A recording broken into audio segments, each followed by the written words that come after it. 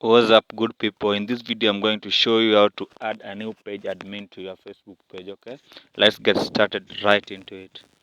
Click on your profile there. Now this is a page. Locate the professional dashboard.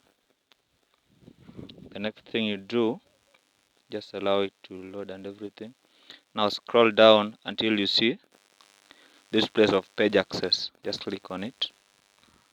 Okay, now you can add people with tax access or people with Facebook access. Okay, let's choose the second option.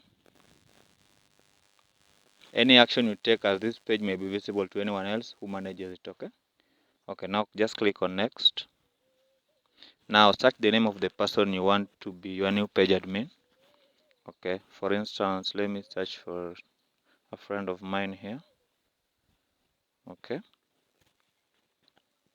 Okay, with task access, the guy can manage the following: insights, ads, content, community activity, and messages and calls. Okay, let me give him access to insights, ads, content, community activity. Okay, let me restrict content. I don't want him to write any content on this Facebook page. Okay, messages and calls. Okay, that's okay. Now let me give him the access. Now you will be asked to enter your profile password to confirm the action here. Okay,